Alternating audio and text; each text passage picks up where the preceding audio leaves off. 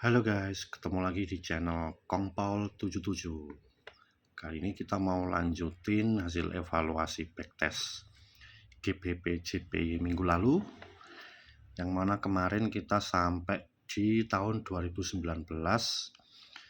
yang kita dapat hasil yang bisa dibilang wow, spektakuler dibanding tahun-tahun sebelumnya. Dan sekarang kita akan lihat hasil tahun 2020. Nah, ini saya sudah selesaikan semua sampai 2022. Kita lihat hasilnya. Apakah sebagus 2019 atau gimana.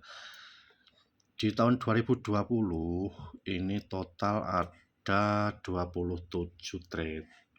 27 trade itu win trade-nya kita ada 15, loss trade-nya 12. Jadi persentasenya masih 50% ke atas. Bagus. Kita lihat win rate-nya 55,6%. Memang turun dari tahun 2019 yang sampai 66%, tapi 55,6% ini sudah sangat bagus. Artinya dalam setahun itu kita profit. Dan total profitnya dalam pips ini 1827 pips. Dengan risk reward resiko 1:1,6. Ada penurunan profitnya, tapi secara risk reward resiko kita ada peningkatan. Jadi ketika kita meresikokan satu dalam tiap trade, itu kita ada potensi untuk keuntungan sebesar 1,6. Jadi masih fair. Oke, itu tahun 2020. Next, tahun 2021. 2021 kita lihat, ya not so good, banyak loss-nya, dan ternyata kita dapat 29 trade dengan win rate persentasenya cuma 41,4%. Ya, pusing pemirsa.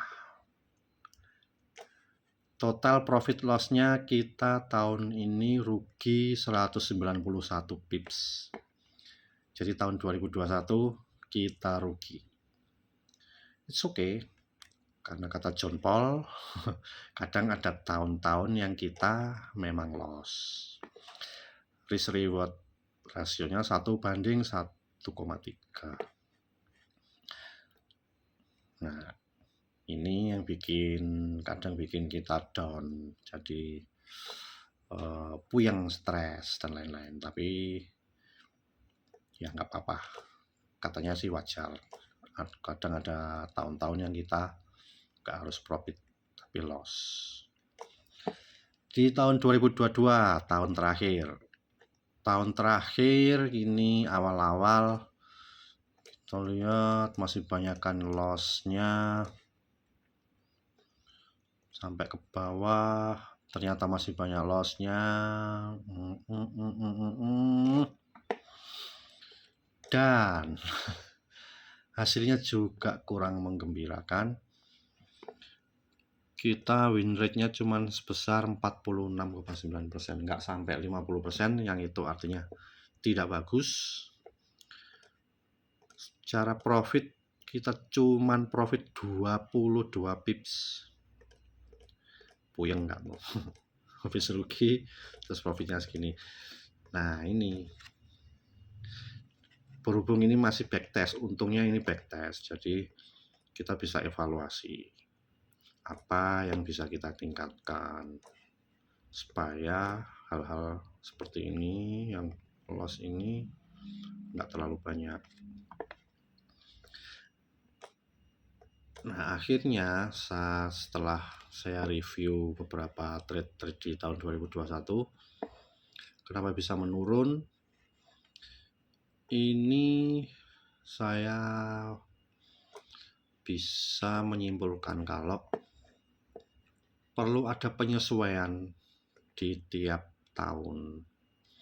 Jadi perlu diketahui kalau selama saya melakukan backtest ini mulai tahun 2017 sampai 2022 itu saya tidak merubah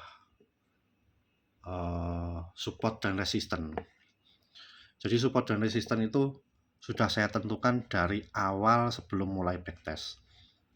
Jadi support resisten itu diambil dari data 2016 ke bawah.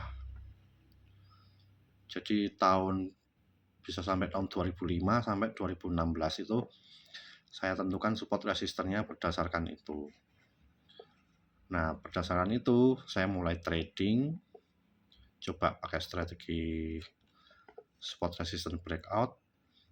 Saya pakai tanpa saya rubah. Jadi kemungkinan di tengah jalan itu ada pergeseran garis support dan resisten. Itulah dugaan saya kenapa hasil trading kita dari tahun ke tahun mengalami penurunan. Jadi apa yang akan saya coba nanti, coba garis support dan resisten itu nanti akan disesuaikan 1 tahun sekali. Jadi pertama kita tentukan support resisten, terus mulai trading selama setahun 2017 misalnya, terus dapat segini. Nanti ketika mau mulai trading lagi di 2018, support resistennya kita revisi sesuai dengan kondisi terbaru. Setelah itu trading lagi selama setahun. Tahun berikutnya kita review lagi support resistennya. Kalau perlu digeser, disesuaikan. Seperti itu. Itu langkah yang akan saya coba untuk meminimalisir loss supaya trading juga lebih stabil dari tahun ke tahun. Oke, sekian laporan hari ini. Terima kasih atas perhatiannya dan see you next video.